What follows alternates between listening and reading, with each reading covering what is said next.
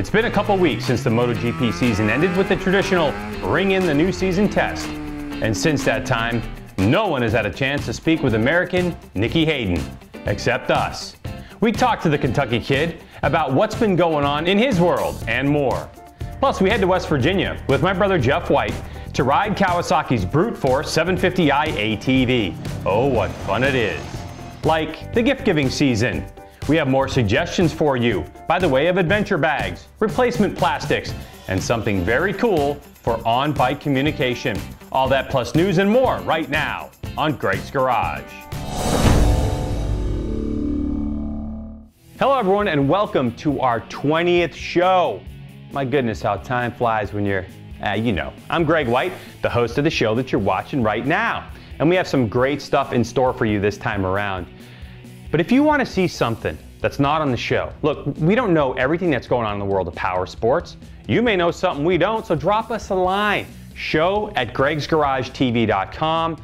I get them all. Some good news for us and for anyone out there who owns a Roku. We've launched a Greg's Garage channel on Roku, so give us an ad. We're launching a couple shows a week until we can get caught up with the new web stuff. Very exciting. And yes, it's still Movember, and I'm rocking the Mo to raise awareness for men's health and donations, of course. So go to gregsgaragetv.com and click on the link to donate. It's to raise money for prostate and testicular cancer research, and it goes to the Greg's Garage team, and we all really appreciate it. Now on to something different.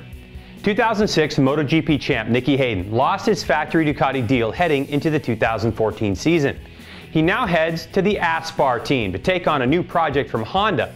Yep, he's back with the wing after a 5-year absence. Now, the Tuesday after the final round of the 2013 MotoGP season, Ducati let Nicky, who's under contract with the Bologna-based company until January 1st, test the new Honda RCV1000R production racer. Now, Nicky didn't talk to the media during or directly after the test. He's still under contract with Ducati. But he agreed to FaceTime with us, and he did it yesterday. And here's part one of that conversation. Now, welcome to the show, 2006 MotoGP World Champ Nicky Hayden. Nicky, what's going on, man? How are you? Not too bad. How about yourself, Greg? Can't complain. Show's rolling right along. All good things. New things happening in my life, but a lot of new stuff in your life, right? Yeah, for sure. Just had an operation last week, got a new bike, and exciting time for me. So just regrouping here, trying to get healthy, and looking forward to the next move. Let's talk about the surgery really quickly. What happened? What was done? I had an operation on my right wrist. I had a screw in my scaphoid, which had came loose during the season, and was backing out. So he had to take that screw out, and that was a little bit painful because it had backed out and it was into another bone.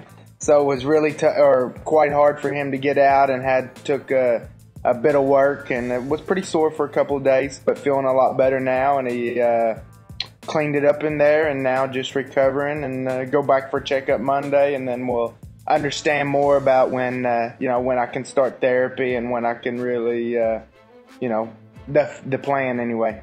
All right. And so big transitional off season for you, right? 5 years with Ducati, and now you're transitioning to the Aspar team, something new for you. Tell us a little bit about the motivation in this particular off season. I know you've had the surgery and you're raring to get back into it, from a physical standpoint, but do things feel any differently for you than they have the last couple of years? Well, of course, a new challenge is always exciting. For me, definitely looking forward to getting on a different bike and seeing the feel and the feedback and stuff. So I couldn't say a whole lot. I mean, every year's the same. Of course, you want to try to work on your weaknesses and try to understand where you can improve. And this year is a bit different because a lot of changes are going on. So need to, get to know a new team, a new personnel, and not just a new bike. So there's a lot of adjustments that go into it, but looking forward to it. Now, you got to ride the new bike at Valencia, and one of the questions I had for you regarding that was that MotoGP now has this kind of standard electronics, this magnetic Morelli system, and you got to ride on that on your new motorcycle. What is that electronic system like?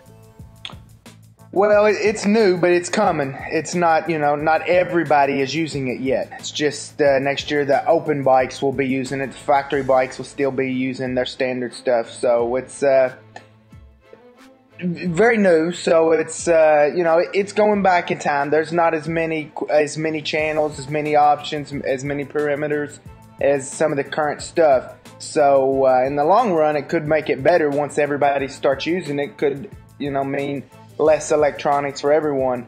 So in the meantime, though, you know, I need to use it more to really understand its potential, because for this test it was very new, especially for Honda. Honda's never worked with that software or that hardware before, so a lot for them to understand. And you know, I would say this test was more of a shakedown for us really than real testing. I was sharing a bike, and you know, when we started, you know, the track, we didn't have it broke down in sections and corners, so all the electronics was basically like very old school, you know, very just one track, one set of electronics that work in all gears, all corners. So had to start making that and breaking that down, but it's no, it's not, you know, it's okay.